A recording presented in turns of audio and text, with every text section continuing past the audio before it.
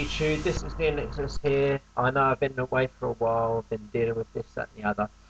But every now and again, I can't say how regular it's going to be. I'm going to try and upload some decklist videos. Might get some duels in. I don't know yet. I just want to start doing some stuff on my channel now that the summer's here. So yeah, today I'm showing you my number 2 build of Koa'ki Fist, which I believe is my better version. It's essentially like Fire Fist, but it is used an engine that I've wanted to use for so long, and that is the Koa'ki mirror engine.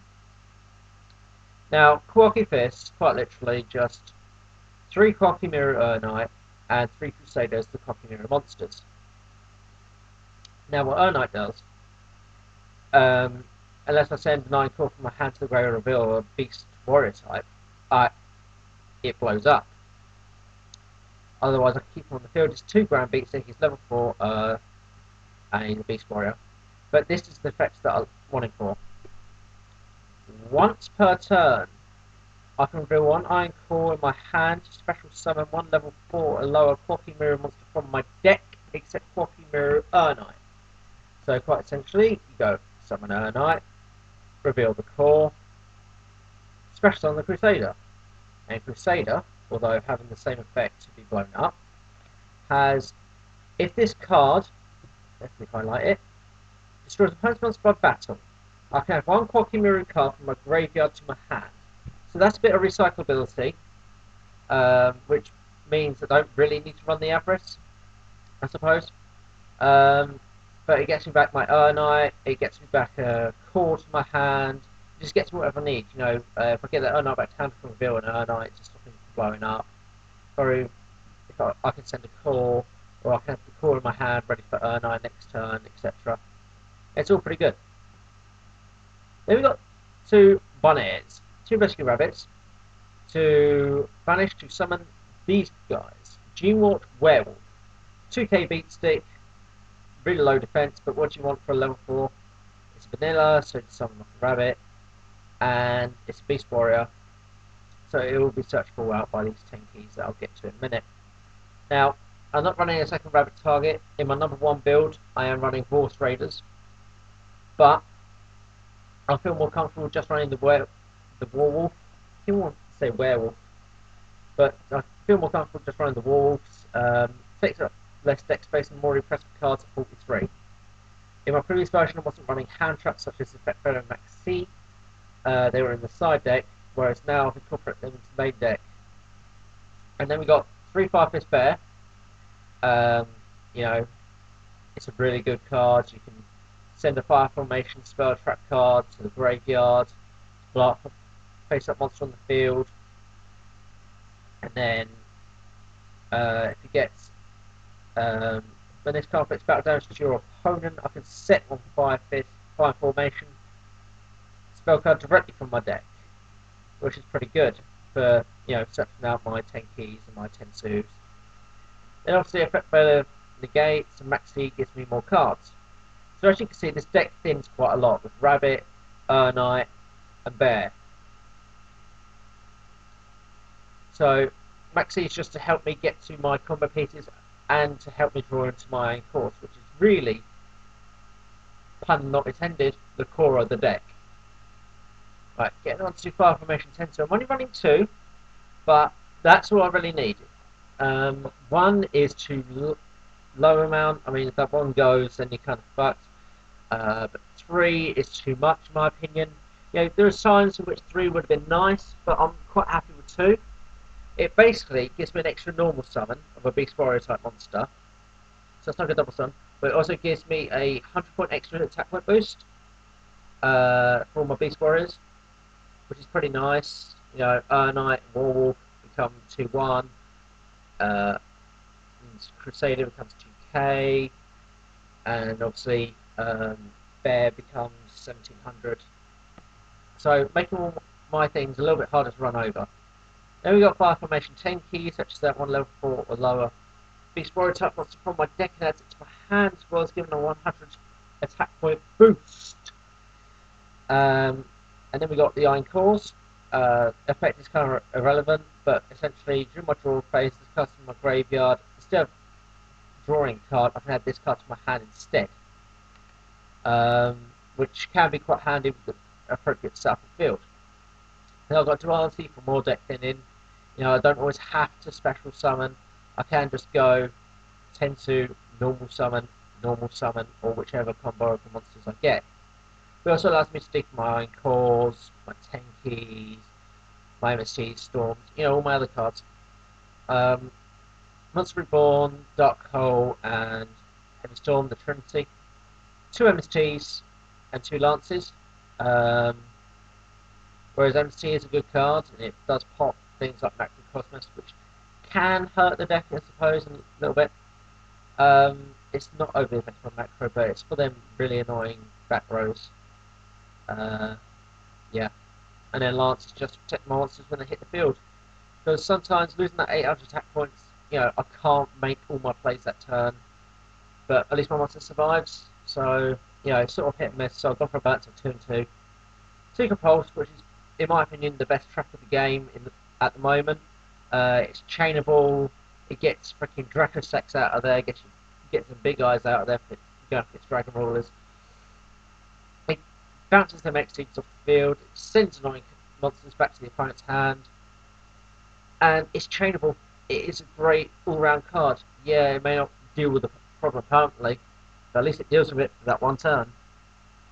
They've got 2 Deep Prisons for banishing shit, 2 Bottomlesses for destroying a banishing ship, and 2 Chains for effect negation. I've decided to go with 2 Chains over like 3 effect veilers because Chain stops them attacking as well, and you can't use effect veiler during your turn. So, for instance, they go Call the Haunted and it has an effect upon summon. I can activate my face down Fiendish Chain if I have it set and chain them up, whereas effect veiler is kind of useless. So, healthy balance of 2 and 2.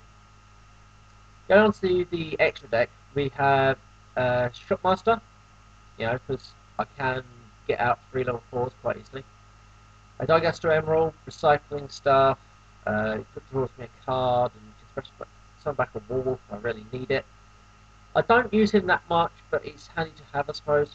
Lovable Chains are really handy just to send your core to the graveyard so you can add it to your hand next turn. Then we've got 3 Brotherhood of the Fire Fist Tiger King. When it's 18 summons, I can set one Fire Formation spell trap card directly from my deck, which gets me my Tensus and my Tenkeys, and allows me to set up for plays. And it has a really nice other effect. I can detach from next season material once per turn to negate the effects of all face-up effect monsters currently on the field, except Beast Warrior type, until the end of the turn.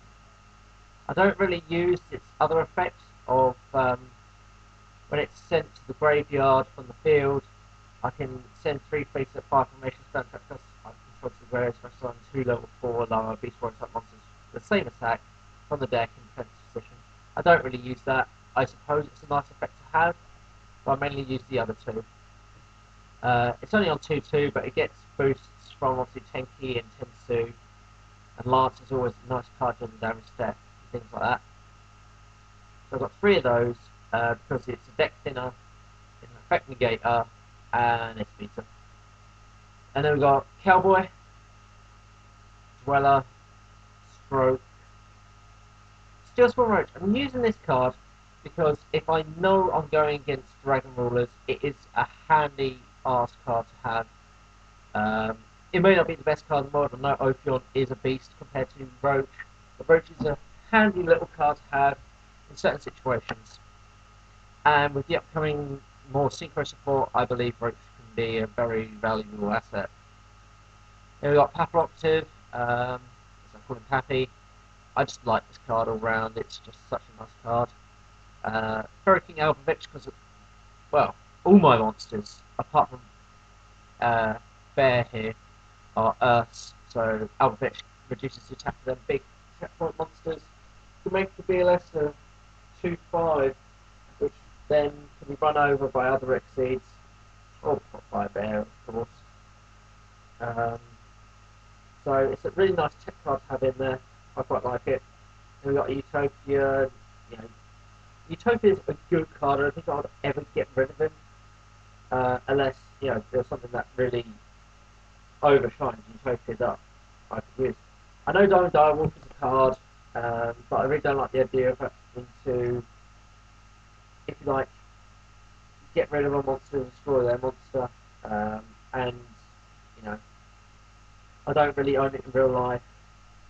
Um, so Utopia's a nice card to have. It negates attacks. It's a 2 stick. You know, it does shit. And then powerful beating over Opion. I did not have this deck in real life. This is one I showed you on the end.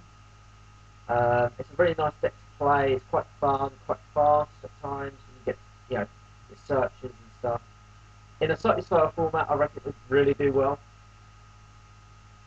Which is apparently what we might be getting from September. Fingers crossed, because Dragon Rulers and Proxies are just ridiculous. It's just a nice, fun deck to play. I quite like it. Moving on to the sideboard, I mean, it's entirely up to you what you play in the sideboard, but this is just my choices.